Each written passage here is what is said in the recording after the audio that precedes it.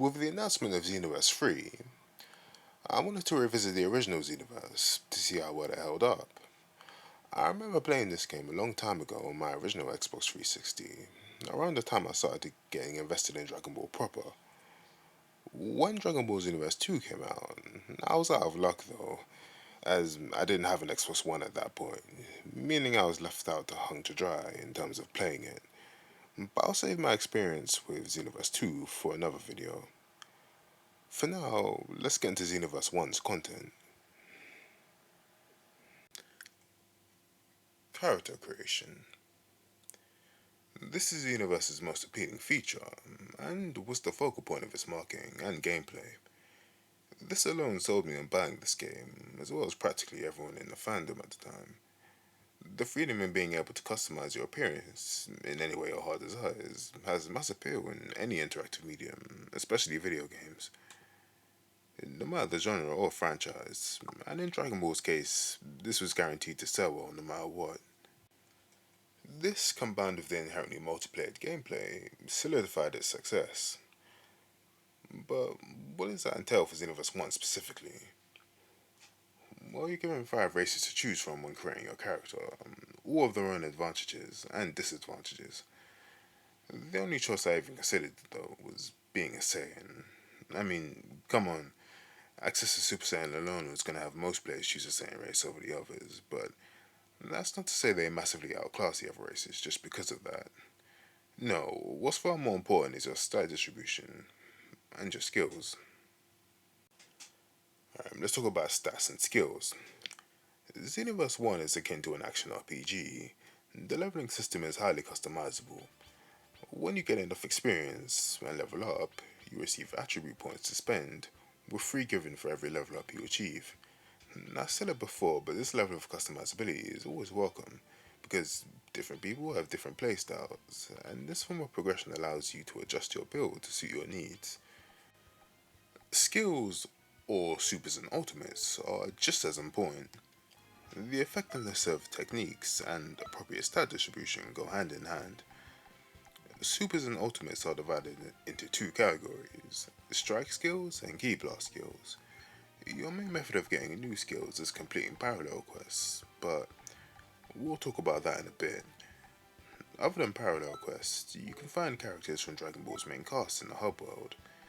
If you progress far enough in the main story, or meet certain conditions, by talking to them they'll agree to tutor you.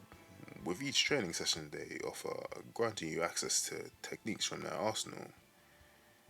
The main issue in Xenoverse 1 though is that master spawning in Toki City is completely random, so you just have to talk to whatever character spawns in the hub world at that moment, even if it's not someone you wanted to train with.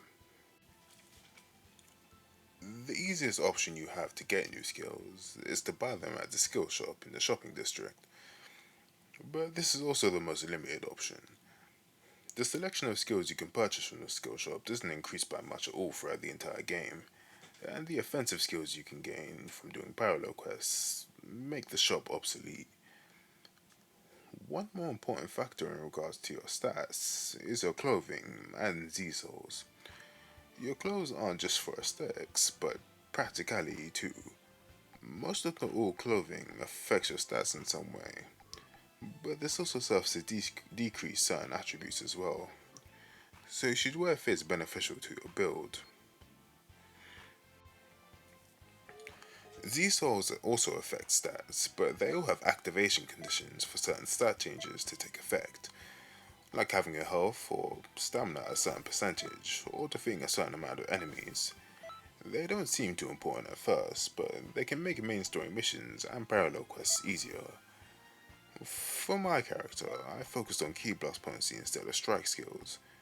With the parallel quests in mind, I made sure my character could do effective damage from as far a distance as possible, which served me pretty well.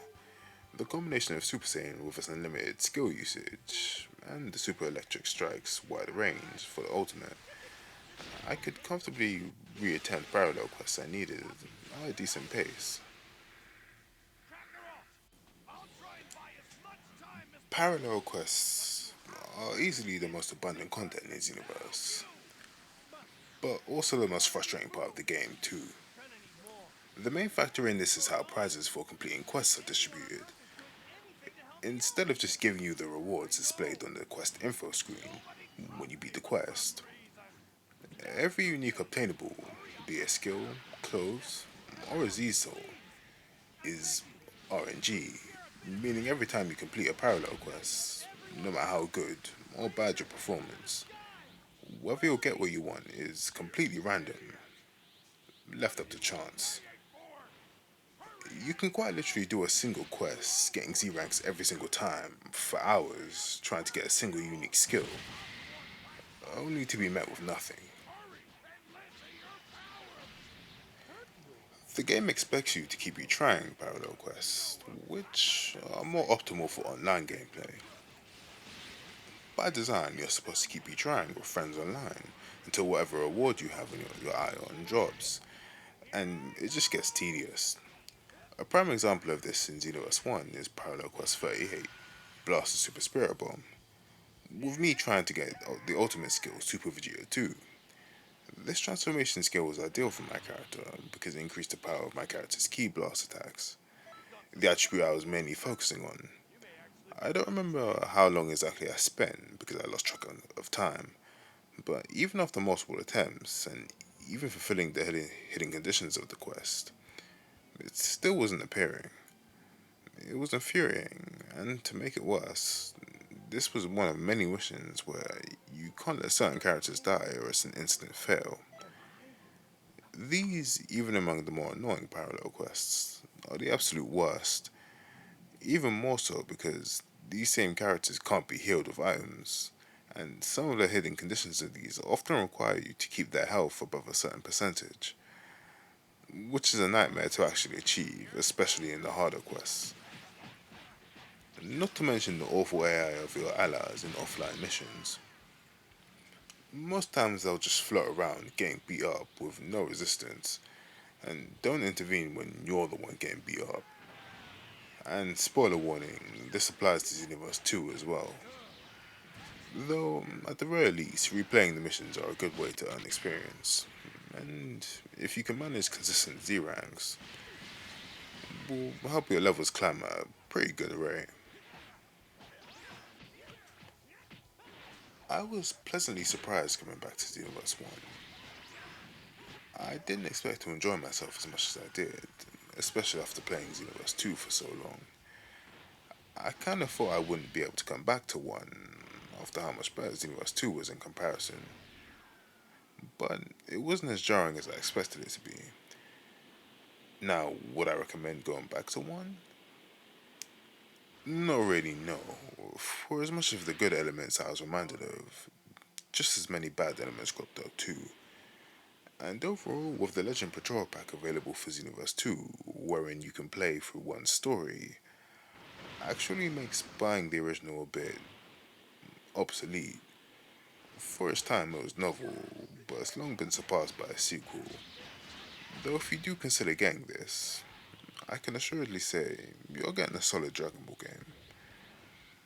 But that's all from me. Thank you for watching.